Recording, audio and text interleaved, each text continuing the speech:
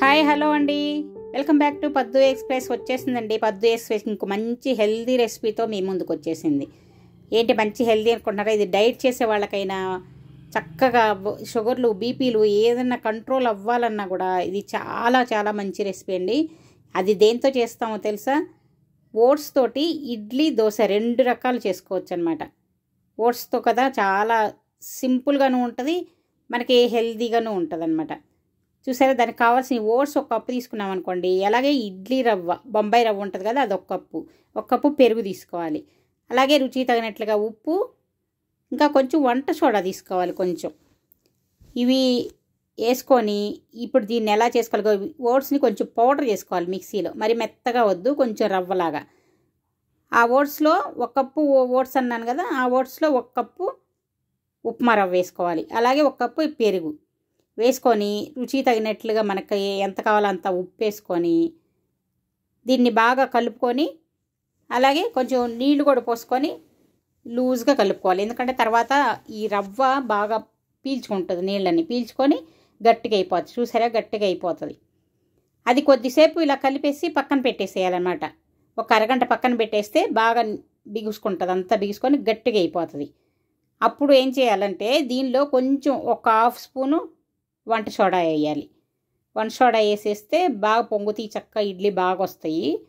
వేసి మళ్ళీ కొంచెం నీళ్లు, మనం ఇడ్లీ వేసుకోవడానికి సరిపడినంత నీళ్ళు వేసుకొని ఆ కన్సిస్టెన్సీ చూసుకొని ఇడ్లీ వేసుకోవడానికి ఎలాగ మనకి ఎంత సరిపోతుంది అనేది లూజు చూసుకొని పోసుకోవాలి. పోసుకొని చూడండి, ఇలా సరిపోతుంది.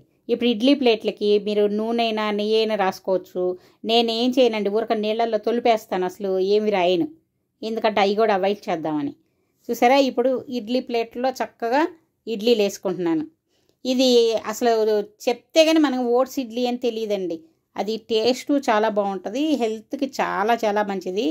తప్పకుండా మీరు వారంలో ఒకసారి రెండుసార్లు అయినా తప్పకుండా ఇది చేసుకొని చూడండి, టేస్టు బాగుంటుంది. అలాగే షుగర్లు బీపీలు కూడా బాగా కంట్రోల్ అవుతాయి.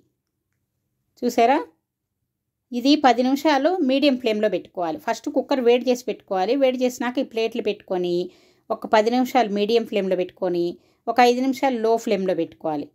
పెట్టుకొని కొంచెం ఆరిన తర్వాత తీయాలన్నమాట మూత. బయటికి తీసిన తర్వాత కూడా ప్లేట్లు కూడా ఒక 2 నిమిషాలు ఆరనివ్వాలి. తర్వాత చూడండి ఎంత సాఫ్ట్గా ఉండే ఇడ్లీ, చాలా చాలా సాఫ్ట్గా చాలా బాగుంటాయి. ఇది సాంబార్తో తింటున్నాం మేము. మీరు చట్నీతో అయినా సాంబార్తో అయినా దేంతో అయినా తినొచ్చు, దేంతో తిన్నా కూడా టేస్ట్ కూడా చాలా బాగుంటుంది. దాంతో చూడండి దోశలు ఎలా వేసుకోవచ్చు. అదే పిండి మిగిలితే మరుసటి రోజు మేము ఇలా దోశలు వేసుకుంటాం. మీకు కొంచెమే మిగిలింది, దోశలు ఎలా వేయాలనేది చూపిస్తున్నాను అనమాట. మామూలుగా అయితే కొంచెం ఎక్కువ చేసుకుంటే అది ఎక్కువ మిగిలితే మరుసటి రోజు దోశలు కూడా వేసేసుకుంటాం. చూడండి ఎంత ఈజీగా వచ్చేస్తున్నాయి దోశలు కూడా, చాలా ఈజీగా చక్కగా వస్తాయి అన్నమాట.